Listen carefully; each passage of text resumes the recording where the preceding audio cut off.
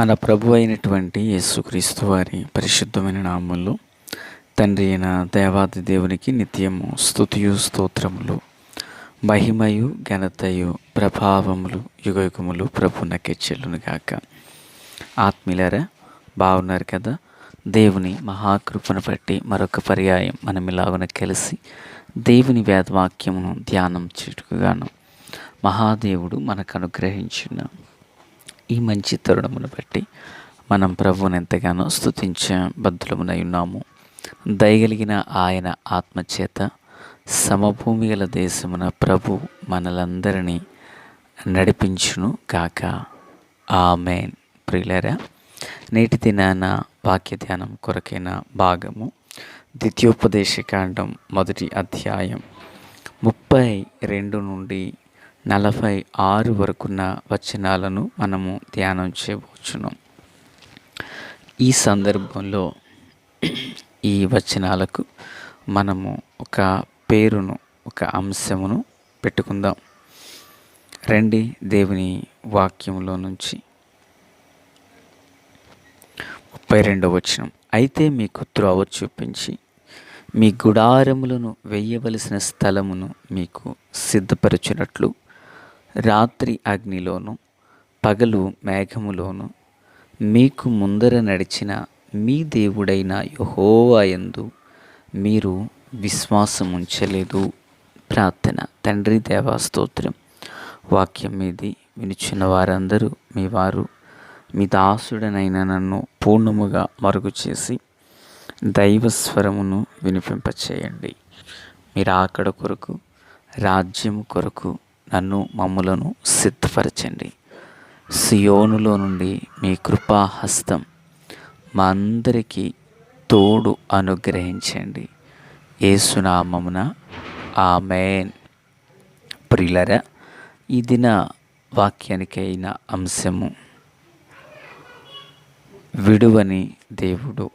ఇదేదో పాట కదా అని అనుకోకండి. ఈ వచనాల్లో ఉన్న సారాంశమును ఒక్క మాటలో చిన్న విషయాన్ని మీతో పంచుకోవాలనుకుంటున్నాను. విడువని దేవుడు.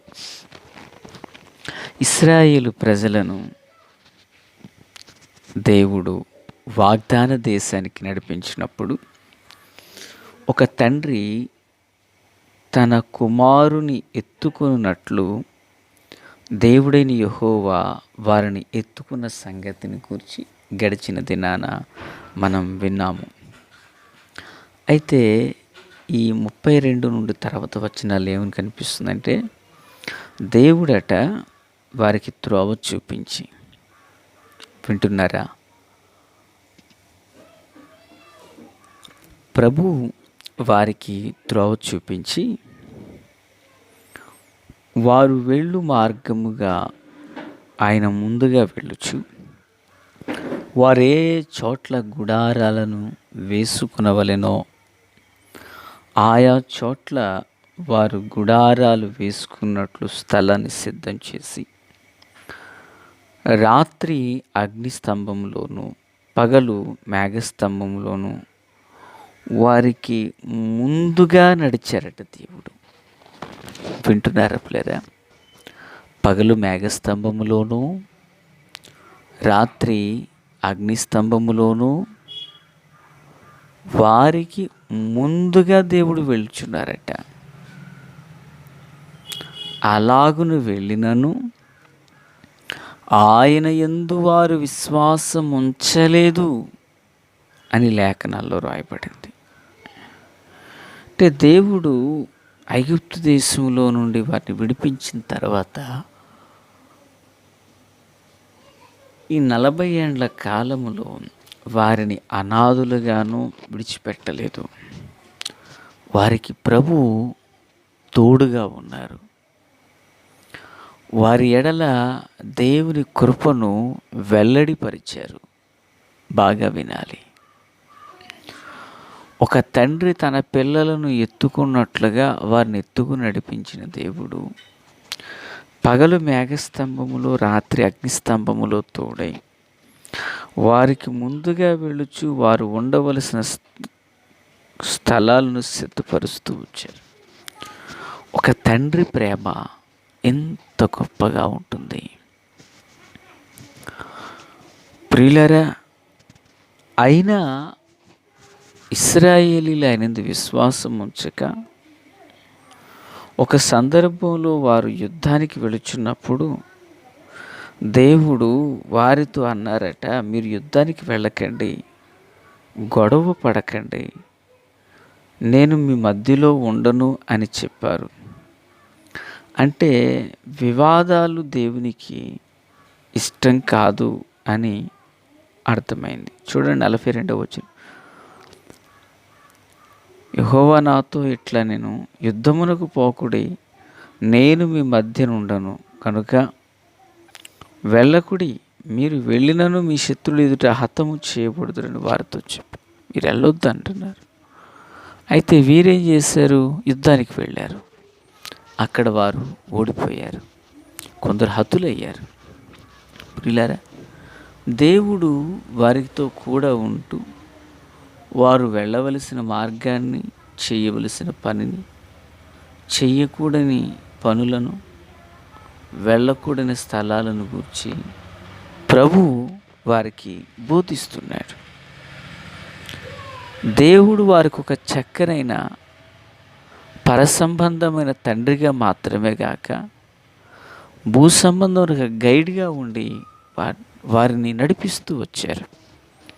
బాధాకరమైన విషయం ఏంటంటే వారిలో అనేకులు కొన్ని పర్యాయాలు ఆ ప్రభువు మాట వినలేదట, ఆ ప్రభువు నడిపించే మార్గాన నడవలేదట, వివాదాలకి వెళ్ళారు. ఈ మాటలు వించిన ఆత్మీయులారా, వివాదం ఉన్న చోట ప్రభు తన కార్యాన్ని జరిగించరు అనే సంగతి ఇప్పుడు మనకు అర్థమైంది.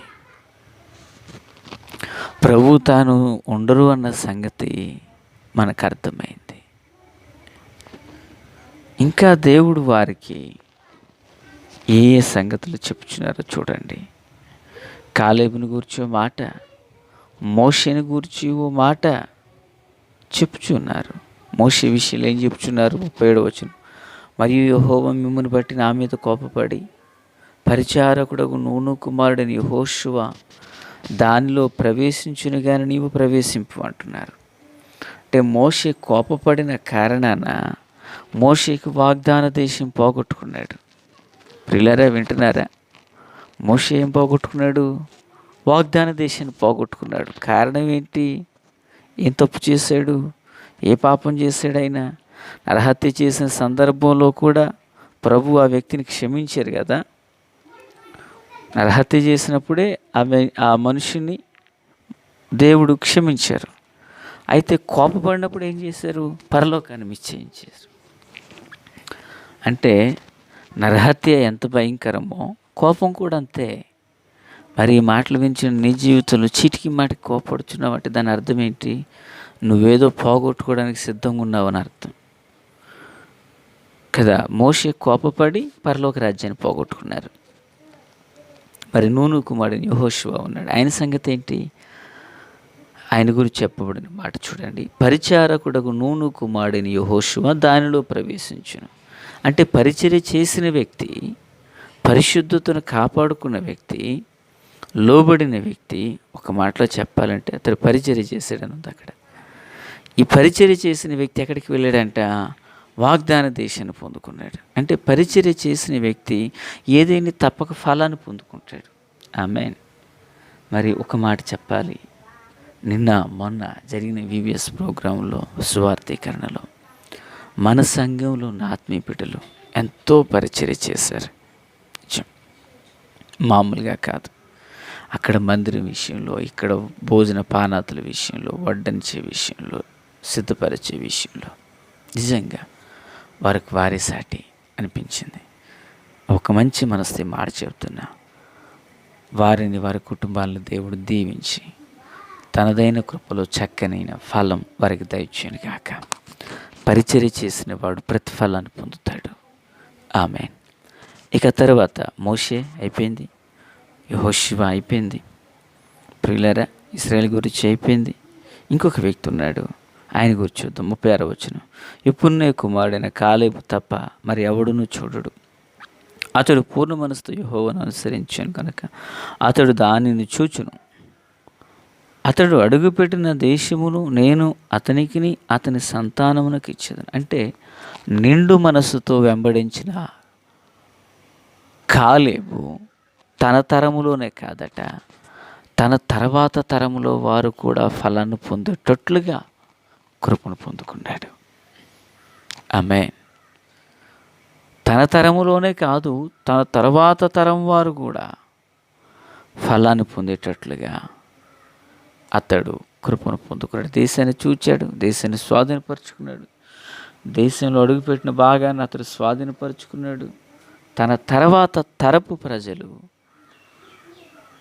దేశాన్ని స్వాధీనపరుచుకునేటట్లుగా కృపనిచ్చాడు.